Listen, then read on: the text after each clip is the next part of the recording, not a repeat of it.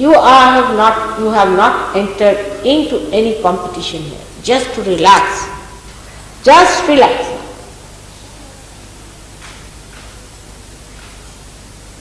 Then the more you want to do about Sahaja Yoga, again you are tense. I have to meditate early in the morning, I have to get up tomorrow early in the morning. You see, you go on pestering yourself, whole night you won't sleep.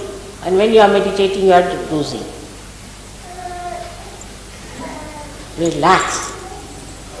God is looking after you, believe me. He is going to give you realization and He is going to look after you and He is going to wake you up in the morning too. But relax. The first idea that I can do it is wrong.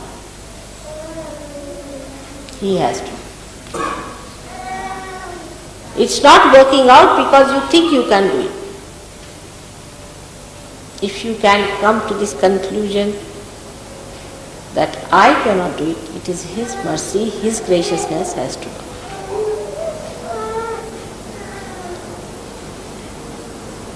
But after realization, you have to do something in the sense, you have to desire.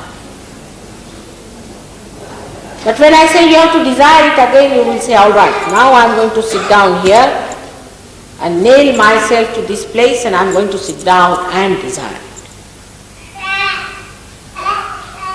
This desire is a dead desire. You see, just pushed onto your head that, oh, I must desire, Mother has told I must desire. You have to be hungry. You don't say that I have to desire, that I have to be hungry.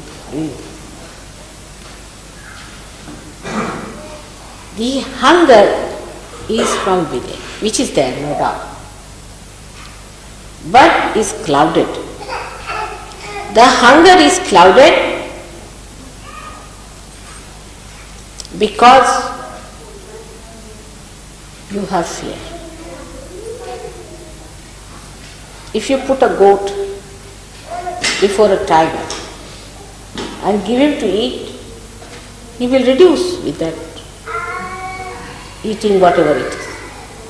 Because it has that fear that there is a tiger which is going to eat him. So first kill all the imaginary tigers around you. Again we come back to the same. That desire must come from within. And it is there. What is clouded? Relax.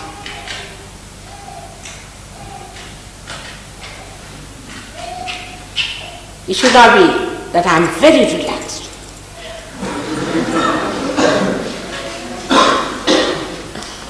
It's childlike.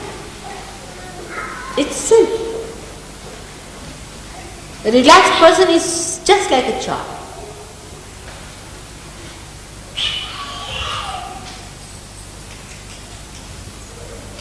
So not to get frantic. Try to relax.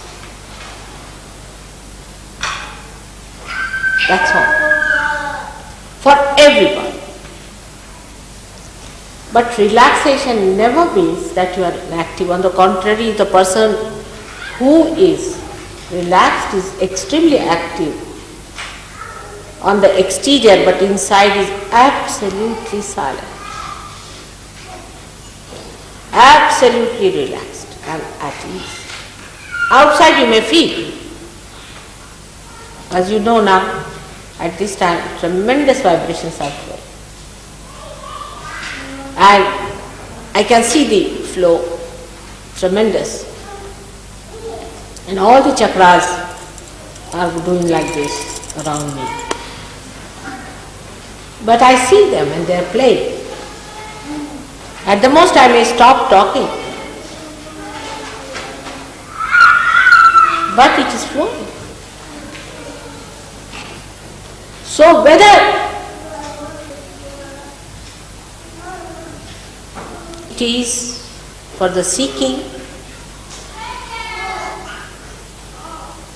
or for anything else in the world, the first thing is that you must take an attitude of a relaxed witness.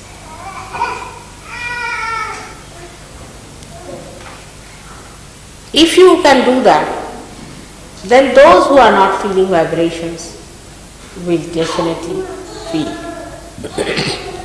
I've seen people on whom I've been working, it wouldn't work out. Of course, they were not rude or anything arrogant, but felt very sad that they couldn't get the vibration. So I said, all right, today you go and enjoy the flowers in the garden, enjoy the birds, and talk to the sky and come back to it. It works out. Because you have been always like this.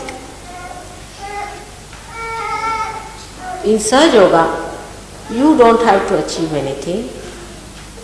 You become.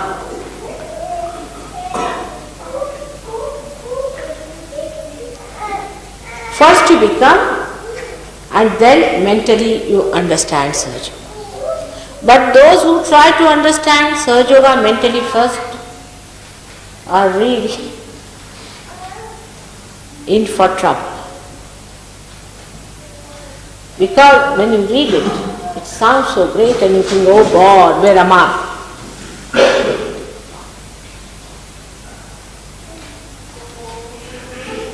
So, please, if you give realization to someone, take it easy.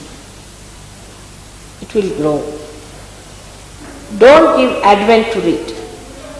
Next moment. We do it.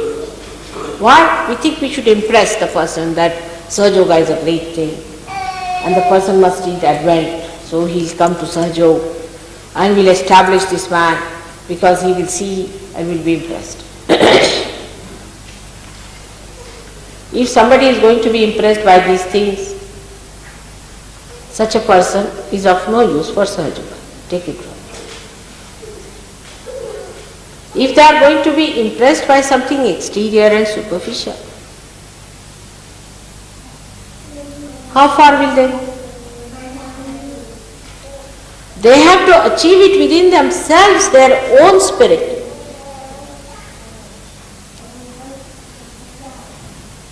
They have to be impressed by themselves, by their own achievement.